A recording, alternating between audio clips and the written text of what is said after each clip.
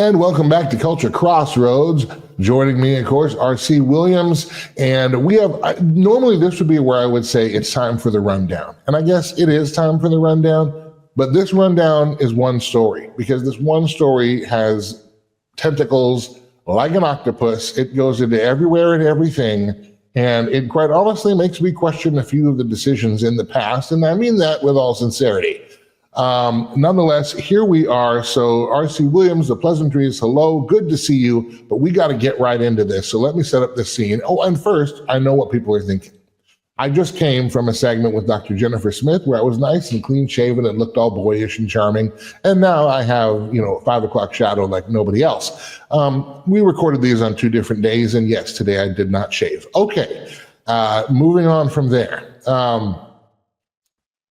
We noted on this show, and I know everybody says this and it sounds self-serving, but we noted on this show months ago when at the appointment of J.D. Vance, the selection of J.D. Vance as Trump's vice presidential running mate, that be careful of the tech bros having influence over our elected leaders.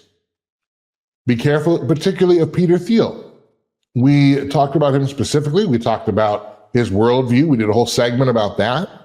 We've mentioned names like Palantir in the past, another tech company of Peter Thiel's, wherein Peter Thiel is the founder.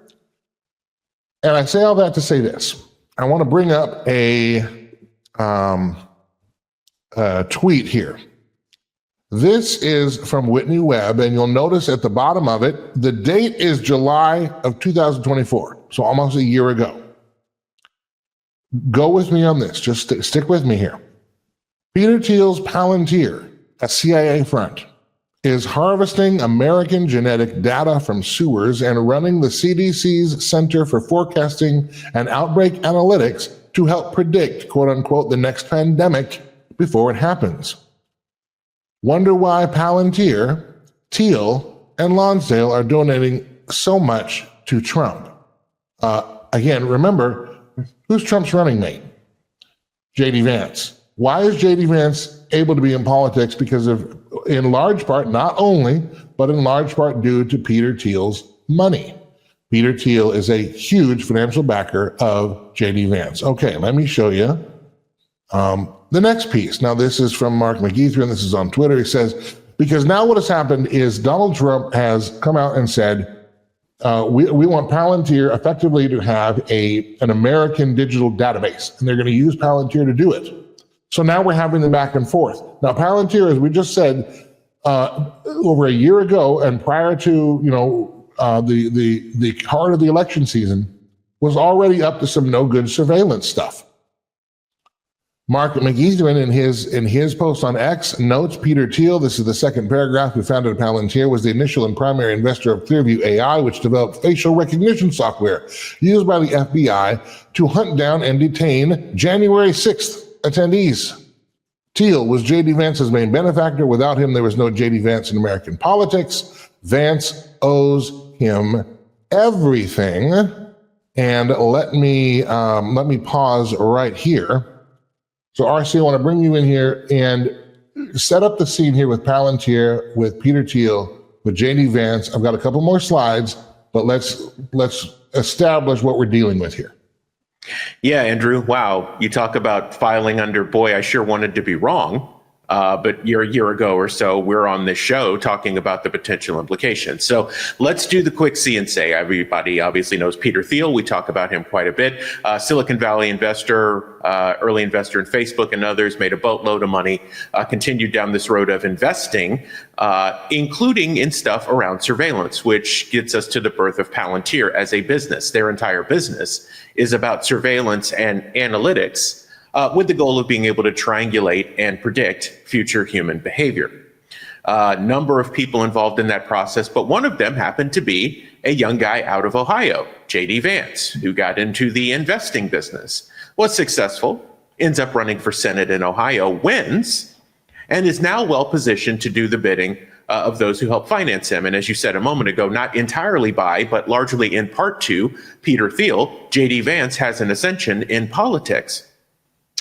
Just as an aside, JD Vance is also a heavy investor in biomed and biotech, along with another popular name that happens to be running for governor of Ohio right now, Vivek Ramaswamy and his family. We'll get back to that a bit later. So here you have JD Vance in place. Sorry, Andrew, go ahead. No, finish your thought. Go ahead. Yeah, so now you have JD Vance in place in the Senate, and Trump is looking for a running mate.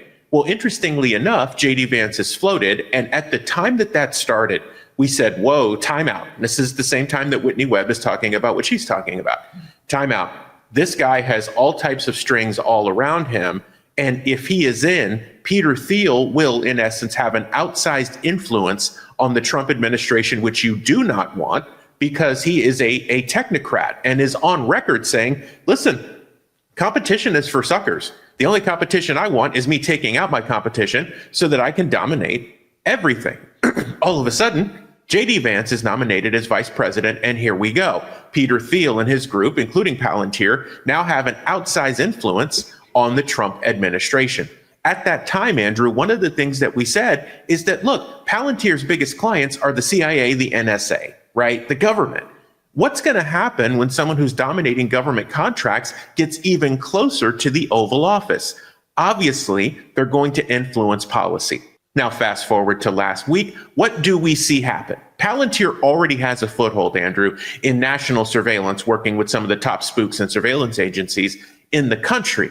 They have now been given carte blanche to do exactly what we said they were going to do on this show a year ago, which is to build a full-on surveillance web and digital dossier on every American, not illegal immigrants, not anything like that, every single American citizen. And this is, again, where it comes back to one of the contexts of our prior conversation about Palantir, and one of my concerns about a Donald Trump 2.0 presidency was that he tends to surround himself with all the wrong people. Now, we looked at his cabinet appointments. Some of them are okay. Some of them I even liked. But then again, we get to the heart of the matter. And here's what I mean by the heart of the matter. Another criticism. Well, and this is really a criticism of the Republican Party in general. They did not undo the infrastructure laid down from COVID. So all the surveillance, all the enforcement mechanisms, et cetera, those are all still there, every one of them.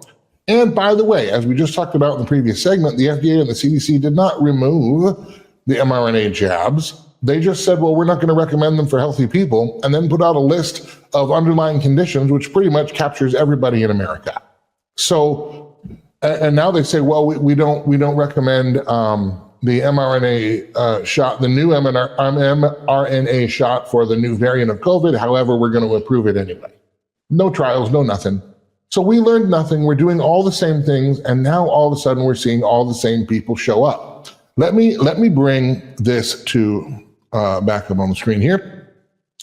In case you're wondering what kind of things Palantir will be surveilling, you want to look at who will be running Palantir. New members of the advisory board are, and actually let me back up. This is dated October 19th, 2022.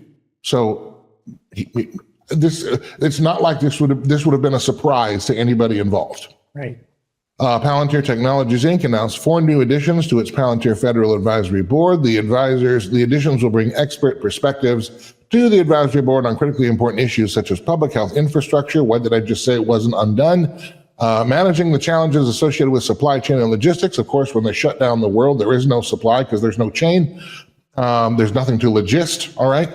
And then supporting national security missions, enabling Palantir to continue to meet the evolving and complex needs of the government. Notice, not the people, meeting the needs of the government, okay? Read the words and believe what they say. But here's the advisory board. Dr. Debbie Birx, remember her? Bedazzled Miss Birx, coordinator of the White House Coronavirus Task Force. Yes, she's an advisory member, at least as of the best information that we have. The Honorable Will Hurd, who was a former representative of Texas 23rd District, General Gustav F. Perna, and Mr. Greg Simon. Now, just real quickly, Debbie Birx, you probably remember her from the Coronavirus Task Force, and she's up there with her scarves and freaking everybody out. General Gustav F. Perna, he was the Chief Operating Officer of Operation Warp Speed, okay? Greg Simon was the former senior vice president in charge of worldwide policy and patient engagement for Pfizer. Will Hurd, his background is primarily in cybersecurity and technology bills. He's a Republican out of Texas, but has a mixed voting record when it comes to things like gun control, immigration, healthcare, so on and so forth, and has voted with the progressives a time or two. All of them have backgrounds effectively in pharmaceutical, biotech, and telecommunications.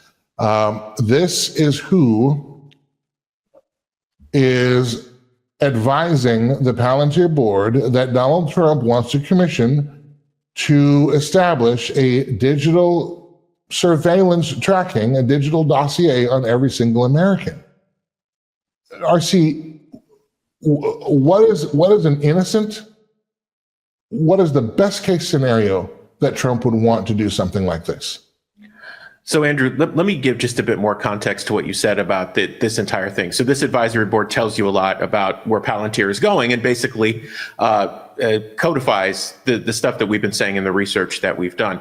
We had Dr. Jane Ruby on earlier this week as part of a roundtable. And one of the things she shared with regard to Debbie Birx and COVID and mRNA is that we are still in a medical martial law. You don't feel it.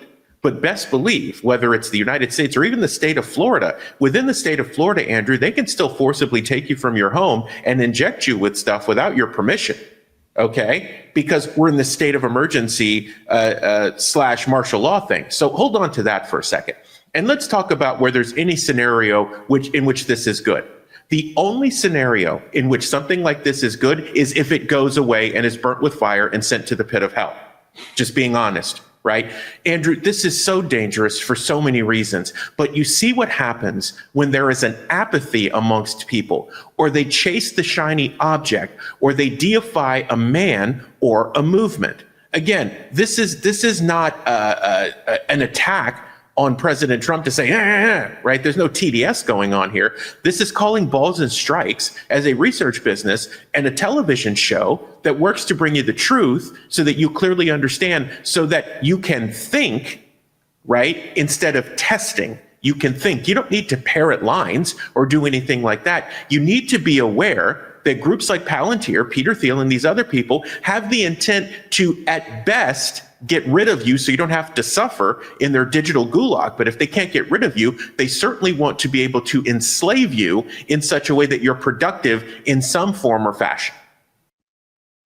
When you look at all the things that the Trump admin is doing, and again, there is some good stuff. I'm not going to throw everything out with the bathwater, but none of that stuff really can be lasting, as we have talked about. Why? Because it's not actually legislated through Congress. It's just executive order. So we know that it's going to be reversed in the future. You know that. But the things that they're quote unquote banning, like what's being banned, in the MAHA and Make America Healthy Again. And I have friends in the MAHA movement. I'm just calling balls and strikes. I'm just banning a red dye, banning a synthetic thing. I can avoid that by not buying those products.